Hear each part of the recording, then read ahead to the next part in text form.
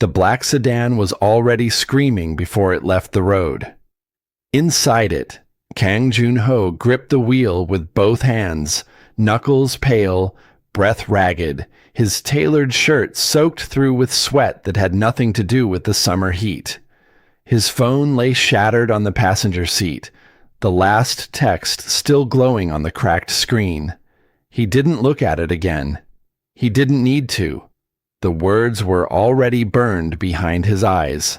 The guardrail came up fast, a silver blur under the streetlights, and for one suspended second, Joon-ho thought about letting go of the wheel entirely, just letting whatever happened, happen. Then instinct, ugly, stubborn instinct, made him yank the wheel hard to the left instead of the right, and the car didn't swerve back onto the road. It launched. For 3 full seconds, there was no sound at all, just the city lights tilting sideways through the windshield, the horizon flipping like a coin, his own heartbeat the only thing he could hear. Then the river swallowed him whole. The impact slammed his head into the side window. Water exploded through a crack in the frame, cold and merciless, filling the cabin in seconds. He clawed at the seatbelt buckle with fingers that no longer obeyed him, lungs already burning, vision strobing between black and red. This is how it ends, he thought, alone, in the dark, just like I deserve. On the bridge above, phones came out before feet did. A dozen people lined the railing, faces lit blue by their screens, recording the sedan's headlights as they dimmed beneath the surface like 2 dying stars. Someone gasped. Someone said, "Oh my God," in 3 different languages. Someone else zoomed in for a better angle. Nobody moved, except one woman. She had been walking home from her second job, the strap of her bag cutting into her shoulder, her feet aching in shoes that had given up arguing with the pavement months ago. She heard the splash before she saw it. A sound too big, too wrong, to be anything but a car going where a car should never go. She didn't think. She didn't calculate. She kicked off her shoes and went over the railing like the decision had been made for her by something older than fear. The water hit her like a wall of ice, stealing the air straight out of her chest, but she surfaced once, gulped down everything she could hold, and dove again toward the sinking glow of headlights. Her name was Nene. Underwater, the world went silent and slow. Nene's lungs screamed. Her hands found the edge of the car door, useless against the pressure, water rushing in faster than she could fight it. Through the windshield she saw him. A man slumped forward, dark hair floating like seaweed, eyes closed, lips parting in the last involuntary reflex of a body giving up. She didn't know his face yet. She only knew he was dying. She braced her foot against the doorframe and pulled with everything 4 years of double shifts and grief and stubbornness had built into her body. The door gave an inch, then 2. Water roared through the gap like the river itself was trying to stop her. She got her arm around his chest, hooked under his arms, and kicked. It felt like climbing a mountain made of liquid. Her vision sparked white at the edges. Somewhere far above, the surface shimmered like a memory of air. She kicked harder, screaming silently into the water, refusing to let go. They broke the surface together in a single, explosive gasp. The crowd on the bridge erupted into noise, phones still filming, somebody finally calling for help. Somebody else shouting directions to the boat ramp. Nene didn't hear any of it. She was dragging 200 pounds of unconscious Billionaire toward the muddy bank with her arms shaking so hard she thought they'd snap, her own breath tearing in and out of her like sandpaper. She got him onto the grass. tilted his head, pressed her ear to his chest, and heard, "Nothing." "No," she whispered. "No, no, no. Not after I just—" She started compressions, 30, then breaths. Her body was already screaming from the swim, but she didn't stop, didn't slow, counting under her breath like a prayer she'd memorized in another life. "Come on, come on, come on." On the fourth cycle, he convulsed, turned his head, and vomited up half the river. Sirens were already wailing down the access road by the time he opened his eyes for half a second, just long enough to see a woman's face above him, soaked, shaking, streaked with mud and river water and something that looked almost like fury. Then the world went dark again. The hospital lights were too white, too loud, the kind of fluorescent glare that made everything feel like an interrogation. Nene sat wrapped in a foil blanket someone had thrown over her shoulders, her clothes still dripping a slow, steady rhythm onto the floor tiles. A nurse crouched in front of her, checking her pulse, asking questions Nene only half answered. "You did CPR for almost 4 minutes, the nurse said, almost in disbelief. That's incredible. Most people freeze." "I didn't think about it," Nene said. Her voice came out rough, scraped, raw. "I just didn't want to watch somebody die in front of me. Not again." The nurse didn't ask what again meant. She just squeezed Nene's shoulder once, gently, and moved to update the chart. A few minutes later, a doctor came through the swinging doors with a tablet in his hand, scrolling, murmuring something to a colleague about cracked ribs and a mild concussion and how lucky, how impossibly lucky, the man was to be breathing at all. "Do we have an ID on him?" the nurse asked. The doctor turned the tablet around. Driver's license matched. Hospital admins already losing their minds about it. He lowered his voice like the name itself was dangerous.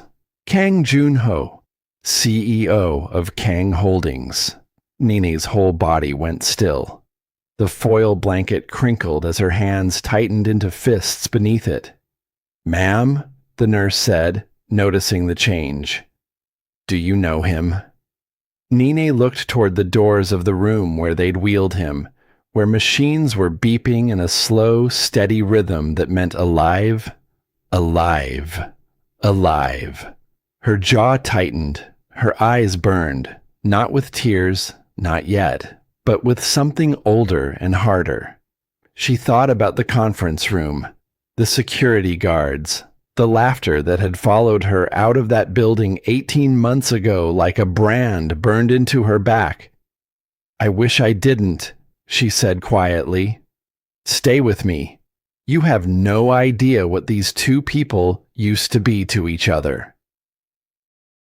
18 months earlier, Nene had walked into Kang Holdings with a portfolio under her arm and a fire in her chest that she hadn't felt in years. She was a structural engineer by training, a single woman raising her late sister's daughter by circumstance, and she had spent 4 months designing a sustainable housing concept that could have reshaped how Kang Holdings built affordable units across 3 countries. She'd gotten 15 minutes in front of the executive board. Kang Jun-ho had sat at the head of the table in a charcoal suit that probably cost more than her rent for a year, his face unreadable, his fingers steepled in front of his mouth. She'd poured everything into that pitch. Her voice had shaken at first and then steadied, because this wasn't just business to her. It was her sister's memory. It was the promise she'd made to raise Adai's right.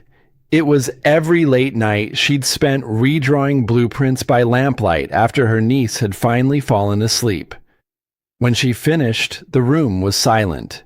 Then Jun-ho had leaned back in his chair and said, in flawless, cutting English, "This is charming, but Kang Holdings does not build charity projects."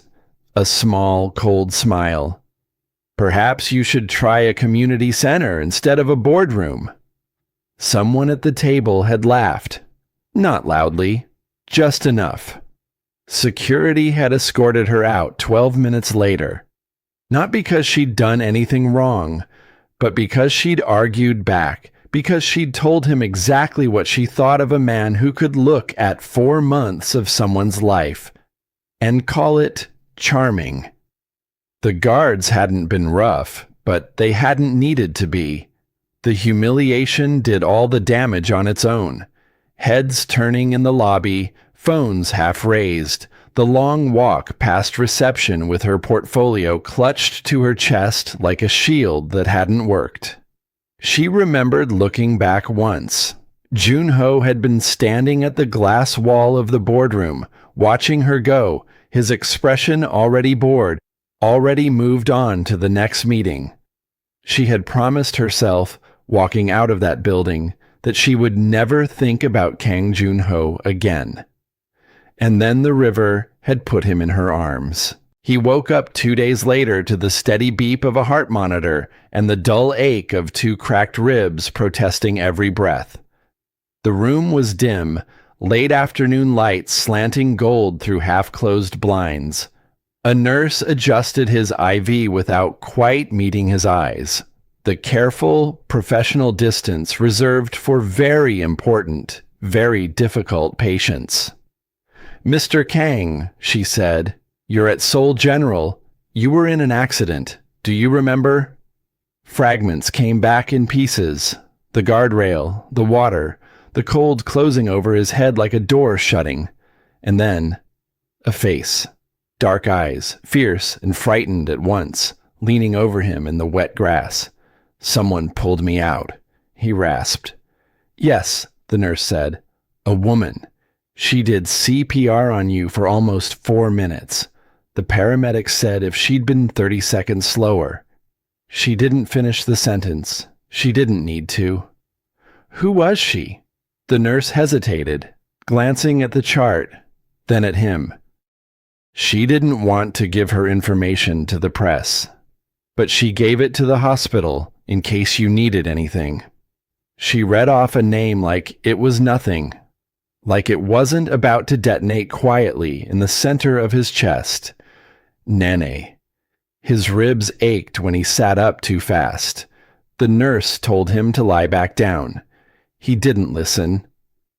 It took him 3 days to track down where she lived.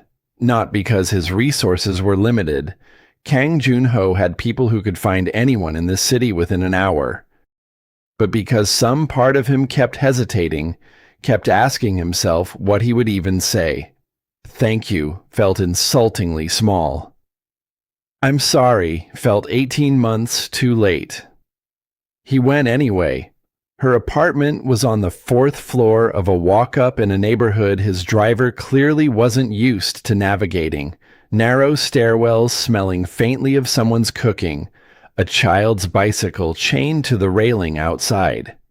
He stood at her door for a long moment before knocking, his ribs still wrapped, a bouquet of white chrysanthemums feeling suddenly, absurdly wrong in his hand. When the door opened, Nene's face went through 3 expressions in under 2 seconds. Confusion, recognition, and something that hardened instantly into anger. "You have got to be kidding me," she said. "I came to say thank you." "You came to my home?" Her voice dropped, sharp and low, glancing back over her shoulder toward the sound of a television playing cartoons somewhere inside. "Do you know how you treated me the last time I was in a room with you?" "I remember."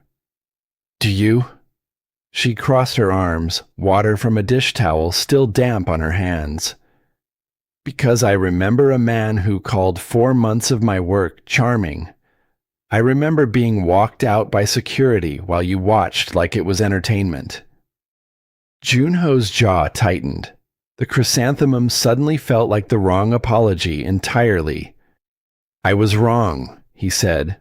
"I have thought about that day more times than you would believe." "I find that hard to believe." considering you didn't recognize my name when I saved your life." "I didn't recognize the name," he admitted. Quiet now, all the polish gone out of his voice. "I recognized your face the second I opened my eyes in that hospital. I have not stopped seeing it since." Something in Nene's expression flickered. Not softened, not yet, but shaken, just slightly, off its foundation. "I don't need your gratitude," she said. "I didn't pull you out of that river because of who you are. I pulled you out because I couldn't live with myself if I didn't. I know." He held the flowers out anyway. "Let me say thank you properly. That's all. Then I'll go." A small voice piped up from behind Nene's legs. A little girl, maybe 6, with 2 puffed pigtails and a stuffed rabbit clutched to her chest, peered around the doorframe with open curiosity. "Auntie Nene, who's that man? He looks sad." Nene's whole posture changed instantly, the anger folding itself away to make room for the soft, automatic gentleness of someone protecting a child. "Go finish your show, baby. I'll be right there." Junho watched the exchange with something unreadable moving behind his eyes. "Yours?" he asked, quieter now. "My niece," Nene said. "Ades. My sister passed away 3 years ago. I'm raising her." For the first time since he'd arrived, Junho's carefully composed face cracked into something almost human, a flicker of grief that had nothing to do with himself. "I'm sorry," he said, and this time it didn't sound like a transaction. Nene studied him for a long moment, the chrysanthemums still suspended between them, neither taken nor refused. "Thank you for the flowers," she finally said. "Now please don't come back here." She closed the door gently, not slammed, gently. Somehow that was worse. And somehow, standing alone in that narrow hallway with white flowers wilting slightly in his hand, Junho understood that he was not going to listen to her.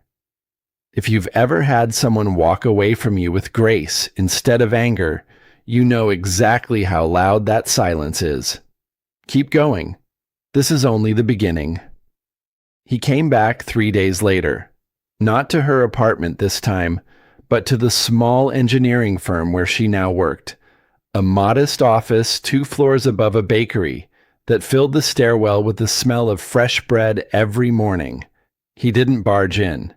He waited outside until her lunch break, standing across the street in a plain coat with no driver, no entourage, looking, for the first time in longer than he could remember, like an ordinary man waiting for someone. "You're persistent," Nene said when she saw him, sandwich in hand, sunglasses pushed up into her braids. "I have a business proposal," he said. "Of course you do." "Not charity," he added quickly, watching her eyes flash at the memory of that word. "A real contract. Kang Holdings is expanding affordable housing development in 3 new districts next year.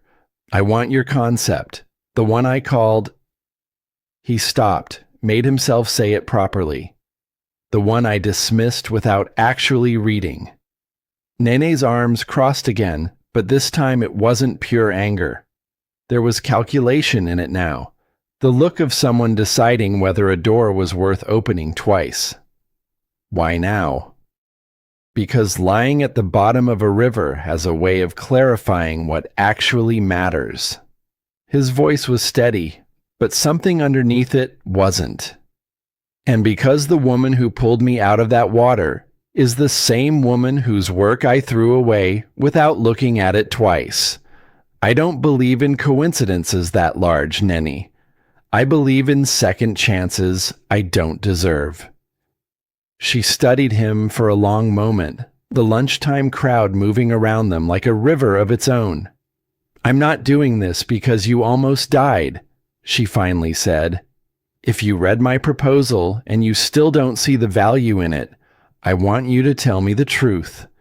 not flattery, not guilt. Agreed. And you don't get to use what happened in that river as leverage. Ever. Agreed. She held out her hand. He shook it, and the touch lasted a half-second longer than a business handshake should have, both of them noticing, neither of them saying so.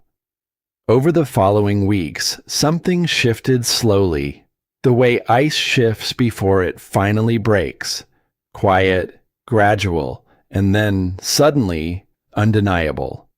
Junho read every page of her original proposal personally, made notes in the margins, asked questions in meetings that proved he'd actually understood the engineering, not just skimmed the executive summary.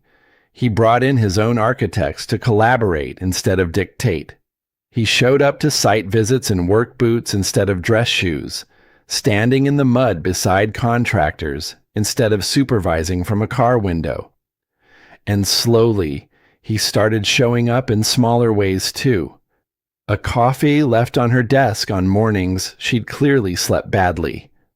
A folding chair quietly brought to a site meeting before she had to ask. A children's book about engineering dropped off for a daze, with no note attached, like he was embarrassed to admit he'd thought of her niece at all. "You're trying too hard," Nene told him one evening, the two of them reviewing blueprints under the fluorescent lights of the empty office long after everyone else had gone home. "I'm trying exactly hard enough," he said, not looking up from the page. "There's a difference. You used to look at me like I was an inconvenience in a meeting. I was a different man in that meeting." He finally looked up, and there was nothing performative in his face, nothing calculated. I had spent so many years being told that power meant never apologizing, never admitting I was wrong about anything, that I built an entire personality around it. Then a stranger jumped into a river to save a man who once humiliated her in front of a room full of people. I have spent every day since trying to understand what kind of person does that. "The kind of person who couldn't live with herself otherwise," Nene said quietly, echoing her own words from his doorstep. "I told you that already." "I don't think that's the whole truth," Junho said. "I think you're someone who believes people deserve a chance to be better than the worst thing they've done. I think that's a rarer thing than you realize." Nene didn't answer right away. The blueprint sat forgotten between them, the office quiet except for the hum of the air conditioning and the distant sound of traffic far below. "Don't make me regret giving you one," she finally said, very softly. It wasn't a yes, but it wasn't a door closing either. If you've ever watched someone slowly become safe to trust again, you know how fragile this part is. Don't look away now. The housing project moved forward through the autumn, district by district, and so did something neither of them had a clean name for yet. Junho started picking Adais up from her after-school program on the days Nene worked late, the two of them developing an unlikely rapport over coloring books and very serious negotiations about ice cream flavors. Nene started noticing the way Junho's shoulders dropped half an inch every time he walked into her office, like he was finally allowed to put something down. It was Adais, in the end, who said the thing neither adult had been brave enough to. "Are you going to marry Auntie Nene?" she asked Junho one evening, completely unprompted, around a mouthful of rice. Junho nearly choked on his tea. Nene dropped her chopsticks. "Adais!" Nene hissed. "What?" The girl shrugged, entirely unbothered. "You smile different when he's here. Mommy used to smile like that with Daddy in the pictures." The silence that followed was long and electric, both adults studiously avoiding each other's eyes, both of them very obviously thinking about it anyway. "I think," Junho finally said, very carefully, That's a question for your aunt to answer when she's ready, not a 6-year-old's dinner table. I'm 6 3/4, Adaizi said, deeply offended, and the moment broke into laughter that dissolved the tension entirely. But later that night, after Adaizi had been put to bed and Junho lingered at the door instead of leaving like he usually did, Nene finally asked the question that had been sitting in her chest for weeks. What are we doing, Junho? He turned to face her fully, and for once there was no boardroom composure left on his face at all, just a man, tired and honest and a little afraid. I am falling in love with you, he said. I have been for months. I didn't say it sooner because I was terrified you'd think it was guilt talking, or gratitude, or some debt I felt I owed you for the river. It isn't. I loved you long before I understood that it was love. I think I loved you the moment you walked out of my boardroom, and didn't apologize for arguing with me even while security had a hand on your arm. Nena's breath caught. You have a strange way of falling in love with someone. It usually starts with respect, not humiliation. I know, he said, and I will spend the rest of my life making up for getting the order wrong. She didn't answer with words. She closed the distance between them instead, and when their lips met, it was nothing like the cold, controlled version of Kang Junho the world knew. It was soft and a little desperate and entirely real. If this is making your chest tight, stay with me. The story isn't done with them yet. The trouble came, as it always does, wearing a familiar face. Junho's stepmother, Han Mi-suk, had run the political side of Kang Holdings' image for over a decade, and she had very specific, very public ideas about who the next Mrs. Kang should be. Ideas that did not include a black single mother from a walk-up apartment with a niece and a modest engineering salary. She summoned Nini to a private tea room under the polite fiction of getting to know each other. And within 10 minutes, the fiction evaporated entirely. You understand this cannot continue, Mi-suk said, stirring her tea with a precision that felt like a threat. Junho has a board to answer to. Shareholders, a family name that has carried weight in this country for 3 generations. What exactly do you imagine you bring to that? I didn't realize love came with a balance sheet, Nini said evenly. Everything comes with a balance sheet, dear. You're an engineer. Surely you understand that better than most. Mi-suk's smile was thin and cold. I looked into your file. Quite the story. Dead sister, an orphaned niece, a man who once had you thrown out of his own building by security.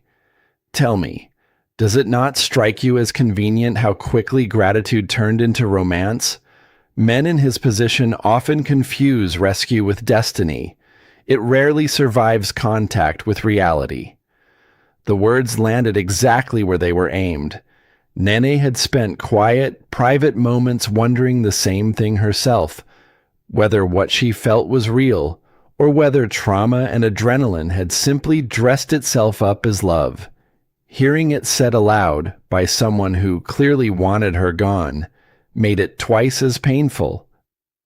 If Junho has a problem with who I am, Nene said, rising from her seat, he is capable of telling me himself.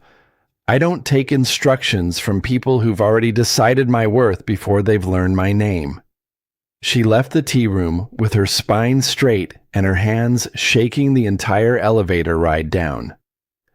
Mi-suk's campaign didn't stop at tea rooms. Within a week, blind items appeared in gossip columns about the Kang heir's charity romance. A journalist with suspiciously good access published an article questioning whether the river rescue had been staged entirely, a calculated act by an ambitious nobody looking to marry into one of the country's wealthiest families. Photos of Nene leaving her apartment, picking a days up from school, were suddenly circulating online with cruel captions attached. Adaize came home from school in tears one afternoon because another child had shown her a photo on a parent's phone and called her aunt a gold digger, a word the 6-year-old didn't fully understand but knew, instinctively, was meant to hurt. That night, Nene sat on the edge of Adaize's bed long after the girl had cried herself to sleep, staring at nothing, feeling the familiar, suffocating weight of being seen as less, the same weight she'd carried out of that boardroom 18 months ago, now dressed in different clothes. When Junho arrived, summoned by a one-word text, "Come," he found her sitting in the dark kitchen, the article open on her phone screen, her face unreadable. "I'm going to fix this," he said immediately. "Mi-suk has gone too far. I'll handle her. I'll release a statement. I'll stop." Nene's voice was quiet, exhausted. "I need you to actually hear me, Junho. Not manage me. Not protect me into silence. This is the second time in my life a member of your world has decided I don't belong in it. And the first time, you were the one holding the door open for them to do it." The accusation hit him like a physical blow because it was true, and they both knew it. "I am not the man who stood at that glass wall and watched you walk away anymore," he said, his voice rough. "Prove it," Nene said. "Not to me in this kitchen, to them, publicly. Because I am done being someone's secret shame dressed up as a love story." This is the part where you find out what kind of man he really is. Don't go anywhere. 2 days later, Kang Holdings called an emergency press conference, the kind usually reserved for stock crashes or scandal containment. Reporters packed the room shoulder to shoulder, cameras already rolling, certain they were about to witness damage control. Junho walked to the podium alone. No prepared statement on paper, no PR team flanking him. Mi-suk sat in the front row, her expression carefully neutral, clearly expecting an announcement that would quietly end the relationship and restore order to the family narrative. 18 months ago, Junho began, his voice steady despite the storm of flashing cameras. "I sat in a boardroom and dismissed the work of an engineer named Nene as charity, in front of colleagues, in front of security, who then escorted her out of this company like she had done something wrong. She had not. I was wrong. I have been wrong about a great many things, but that day stands out clearly to me now as the moment I should have recognized exactly what kind of person I was becoming." A murmur moved through the room. Mi-suk's jaw tightened almost imperceptibly. "Several months ago, my car went into the river on Hangang Bridge. I would not be standing here today if a woman on that bridge had done what every onlooker with a phone camera did. Watched. Instead, she jumped. She pulled me from a sinking car and performed CPR on a stranger she had every reason to despise, because she could not live with watching someone die in front of her. That woman is Nene. She is also, as of 3 days ago, someone certain people in my family have decided to attack in the press for the crime of not being born into wealth." He looked directly into the cameras now, his composure cracking just enough to let something real through. "I love her. Not out of gratitude, not out of guilt, not as some performance of redemption for a company image. I love her for exactly the reasons my family finds inconvenient, because she has more integrity in one afternoon than this company has shown in years, because she raises her late sister's daughter with a fierceness I have never seen matched, and because she has never once asked me for anything I did not offer first." The room had gone almost completely silent now. Reporters scribbling furiously, cameras flashing in a steady, relentless rhythm. If Kang Holdings' shareholders require a chairman who treats people as line items on a balance sheet, they will need to find someone else for that role. I am no longer that man, and I do not intend to apologize for it. He stepped down from the podium without taking questions, walked straight past his stepmother's stunned, furious expression, and out the side door, where Nene was waiting, having watched the entire thing on a small screen backstage, her hand pressed over her mouth. "You didn't have to do all of that," she said when he reached her, his ribs still faintly aching from a crash 3 months in the past, his hands trembling slightly with adrenaline. "Yes," he said, "I did. I have spent my whole life being careful with everything except the people who actually mattered. I am done being careful with you." If you've ever needed someone to choose you out loud, in front of everyone, you understand exactly what just happened. Keep going. It isn't over. The fallout wasn't instant or clean. Mi-suk didn't disappear quietly. She fought for control of the board for weeks, leaking stories, calling in favors, trying every lever a decade of political maneuvering had taught her to pull. There was a tense, ugly shareholder meeting where her faction nearly succeeded in forcing a leadership review. There were nights Junho came home. And it was home now, the three of them slowly folding into something that looked like a family, looking hollowed out by boardroom warfare that had nothing to do with profit margins and everything to do with who got to decide what love was allowed to look like. But Junho didn't waver, and slowly, the board realized that the company's public image had only strengthened since the press conference. Investors, it turned out, responded well to a CEO who behaved like he had a conscience. Mi-suk's influence thinned out, quietly, the way old power structures do when they're no longer useful to the people who built them. Nene's housing project broke ground that winter. Modest, sustainable units in 3 districts that had been promised affordable housing for a decade and never received it. She stood at the groundbreaking ceremony in a hard hat that didn't quite fit, a daisy beside her in a tiny matching one Junho had specially ordered, and watched the first shovel break ground on something she had designed in lamplight, exhausted, grieving, certain it would never matter to anyone with power. Junho found her there afterward, away from the cameras, looking at the empty lot that would soon be someone's home. "I used to think the worst day of my life was walking out of your boardroom," she said quietly. "Now I think it might have been the best thing that ever happened to me. It led me to the river. It led me to you. I am sorry it took nearly dying for me to deserve you," he said. "You don't have to keep apologizing for who you used to be," Nene said, slipping her hand into his. "You just have to keep being who you've become." He turned to her fully, the cold winter light catching in her eyes, the sound of construction equipment and Adaze's laughter somewhere behind them. "Marry me," he said.